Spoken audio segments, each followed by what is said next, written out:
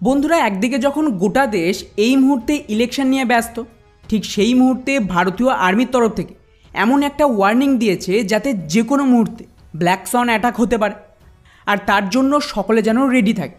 R two be honest, last কয়েক সপ্তাহ ধরে যা যা ঘটেছে তাকে যদি আপনারা পরপর সাজান তাহলেই বুঝতে পারবেন যে খুব বড় কিছু ঘটতে চলেছে, আর তার জন্যই ভারতীয় সেনাবাহিনী নিজেদেরকে রেডি করছে। তাই কি এই ব্ল্যাক সন অ্যাটাক থিওরি, ও কেন আর্মির তরফ থেকে আচমকায় এটা বলা হচ্ছে যে কোনো মুহূর্তে ব্ল্যাক সন ইভেন্ট হতে পারে, জানতে হলে আমাদের আজকের এই ভিডিওটিকে শেষ পর্যন্ত দেখতে থাকুন। তো বন্ধুরা, এই রিপোর্টটা দেখুন, যেখানে আমাদের army chief general Manoj Pande একটা বড় স্টেটমেন্ট দেয় যে সকলে যেন ব্ল্যাক সন ইভেন্টের জন্য তৈরি থাকে। আর আপনারা যদি এই ব্ল্যাক সন ইভেন্টকে নিয়ে জানার চেষ্টা করেন তাহলেই বুঝতে পারবেন যে এটা কিন্তু কোনো সাধারণ ঘটনা নয়। ব্ল্যাক সন ইভেন্ট তখনই বলা হয় যদি এমন কোনো ঘটনা ঘটে যা কেউ ভাবতেও পারেনি, কিন্তু একবার এটা ঘটে গেলে এর যে ইম্প্যাক্ট আসবে সেটা এতটাই মারাত্মক হবে যে আগামী পুরো ভবিষ্যৎ বদলে দেওয়ার ক্ষমতা রাখে। অর্থাৎ সোজা ভাষায় এমন কিছু ঘটবে যেটা সারপ্রাইজ হবে, এবং এর ফলে যা ইম্প্যাক্ট আসবে তা আগামী বহু দশক পর্যন্ত ইতিহাসে মনে রাখবে। ফলে স্বাভাবিকভাবেই আর্মির তরফ থেকে এই ধরনের ওয়ার্নিং দিয়ে সকলকে তৈরি থাকার আদেশ দিচ্ছে। তার মানে ডেফিনেটলি এমন কিছু ঘটবে যা দেশের সীমান্তেই হবে, অর্থাৎ হয় পাকিস্তানের বর্ডারে, তা না হলে চাইনিজ বর্ডারে। এবার এই টুইটটা দেখুন, যেখানে দুদিন আগে নিউজ 18-এর তরফ থেকে এমন একটা রিপোর্ট সামনে আনে যার মতে কাশ্মীরে গোটা এলওসি জুড়ে ভারী মাত্রায় বিশেষ ধরনের বাংকার তৈরি করে ফেলেছে। আর এটা আর্মির জন্য নয়, বরং এই বাংকারের বিশেষত্ব হলো এর ভেতরে একই সাথে বড় সংখ্যায় ভারতের যে সাধারণ মানুষ তারা লুকিয়ে থাকতে পারবে। আর সবচেয়ে ইন্টারেস্টিং বিষয়, এগুলিকে এমনভাবে তৈরি করা হয়েছে যাতে এর ভেতরে অন্তত 10 থেকে 15 দিন খুব সহজেই লোকজন থাকতে পারে। তার জন্য খাবার মজুদ থেকে শুরু করে আন্ডারগ্রাউন্ড ওয়াটার ফেসিলিটি এই সব কিছু দেওয়া হয়েছে। অর্থাৎ সোজা ভাষায় গোটা এলওসিতে এই সমস্ত বাংকারে যুদ্ধের দরুন কয়েক সপ্তাহ ধরে ওখানকার যে সাধারণ জনগণ তারা লুকিয়ে থাকতে পারবে, এমনকি বম্বিং হলেও ওদের কোনো ক্ষতি হবে না। এবার এই দ্বিতীয় রিপোর্টটা দেখুন।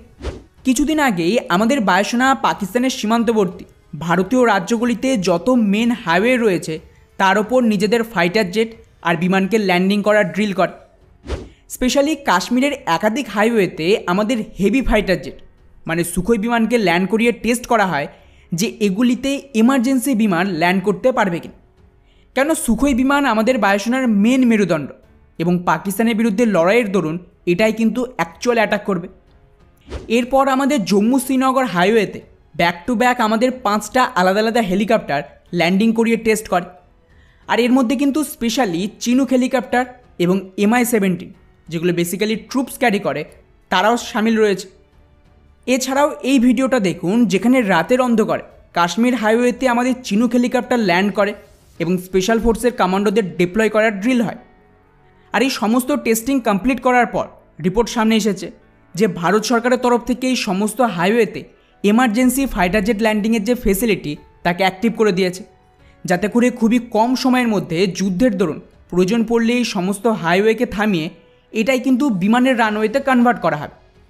কেননা লড়াইয়ের দরুন শত্রুপক্ষ সবার আগে আমাদের যে এয়ারবেস তাকেই টার্গেট করবে, সেক্ষেত্রে সমস্ত হাইওয়ে এর অল্টারনেটিভ হিসেবে কাজ করবে। অন্যদিকেই একই সময়ে ভারতে কিন্তু একের পর এক হেভি ওয়ার এক্সারসাইজ চলছে, যেটা নর্মাল ব্যাপার, কিন্তু এখানে লাস্ট কয়েকটা ওয়ার এক্সারসাইজের কিছু গুরুত্বপূর্ণ বিষয় ছিল। প্রথমত, এখানে পাকিস্তানের সীমান্ত বরাবর বেশিরভাগ এক্সারসাইজ হয়েছিল, যার কেন্দ্রে ছিল 3 সেনাবাহিনী মিলিতভাবে কোনো এরিয়াকে কিভাবে ক্যাপচার করবে তার প্র্যাকটিস। আর শুধু তাই নয়, কিছু মাস আগের ঘটনা যাকে নিয়ে পাকিস্তানের যে রিটায়ার্ড আর্মির অফিসাররা তারা তো খুব হইহুল্লোড় করেছিল ইউটিউবে, এমনকি এর উপরে আমরা ভিডিও বানিয়েছিলাম।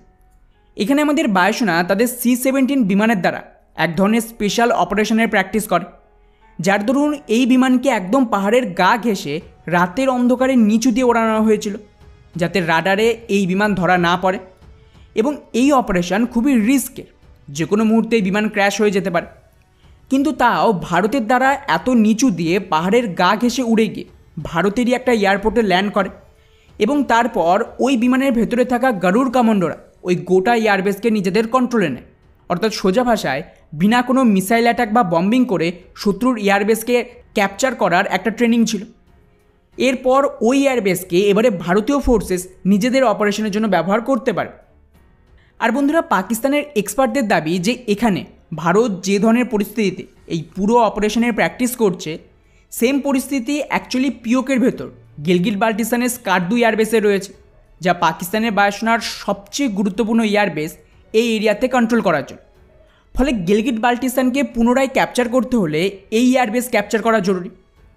এরপর হালে আমাদের প্রধানমন্ত্রী মোদির তরফ থেকে স্টেটমেন্ট এসেছে যে ওনার যে তৃতীয় প্রধানমন্ত্রীর টার্ম হবে সেটা নাকি সবচেয়ে বড় সিদ্ধান্ত নিতে চলেছে, যেখানে কিছু প্রো বিজেপি যে অ্যানালিস্ট রয়েছে তারা বলছে যে নেক্সট টার্গেট এখানে অ্যাকচুয়ালি পিওকে। এর ঠিক পরেই আমাদের রক্ষামন্ত্রীর স্টেটমেন্ট যে আমি পুরোপুরি কনফিডেন্ট যে পিওকে খুব তাড়াতাড়ি ভারতের সাথে মার্জ হবে। আর সেম স্টেটমেন্ট কেন্দ্রীয় মন্ত্রী ভিকে সিংয়ের, যিনি রিটায়ার্ড আর্মি জেনারেল। উনি দাবি করছেন যে পিওকে ভারতের সাথে জোড়ার জন্য আর খুব বেশি দিন সময় বাকি নেই। আর এখানেই শেষ নয়, আমি আরও একটা আপডেট দিয়েছিলাম যেখানে এক ইন্টারভিউর দরুন আমাদের গৃহমন্ত্রী অমিত শাহকে কিছু সপ্তাহ আগে একটা প্রশ্ন করে অ্যাঙ্কার যে চারিদিকেই তো পিওকে নিয়ে কথা হচ্ছে, সংসদেও পিওকের কথা হচ্ছে, তাহলে কি সত্যি পিওকেতে কিছু হবে? তো উনি ওখানে ক্লিয়ারলি বলেছিলেন যে যা প্ল্যান সেটা আমি পাবলিকলি তো আর কিছু বলবো না, কিন্তু যা কিছু হবে সেটা সকলেই জানতে পারবে।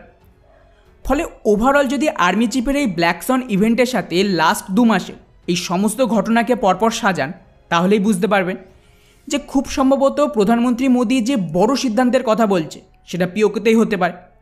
আর এই কারণেই গোটা এলএসিতে ইমার্জেন্সি বেসিসে এত বড় বড় বাংকার রেডি করা হয়েছে ওখানকার জনগণের জন্য। সমস্ত কাশ্মীরের হাইওয়েতে ইমার্জেন্সি ফাইটার জেট ল্যান্ডিংয়ের টেস্টিং চলছে এবং এগুলো সেনার জন্য অ্যাক্টিভ করে দিয়েছে। অন্যদিকে এবার যদি পাকিস্তানের ভেতরের অবস্থা দেখায়, তাহলে পাকিস্তানের ভেতরকার অবস্থা খুবই খারাপ। ওদের কাছে ভারতের অ্যাটাক থামানোর জন্য না প্রপার হাতিয়ার রয়েছে, না জনগণের সাপোর্ট, আর না যুদ্ধের জন্য টাকা। আর স্বাভাবিকভাবে এর থেকে ভালো পরিস্থিতি হবেই না পিওকে ফেরানোর জন্য। ফলে খুব সম্ভবত বর্তমান সরকারের নজর রয়েছে তৃতীয় টার্মে পিওকেতে, যেটা ভারতের পুরো পলিটিক্স বদলে দেবে। এখন দেখা যাক অ্যাকচুয়ালি এই ব্ল্যাক সন ইভেন্ট আসলেই কি পিওকে নাকি অন্য কিছু, কারণ পিওকে ছাড়া আর্মির জন্য আর বড় ইভেন্ট হতে পারে না। বাকি পুরো বিষয়টিকে নিয়ে আপনাদের কি মনে হয় নিচে অবশ্যই কমেন্ট করে জানাবেন। জয় হিন্দ।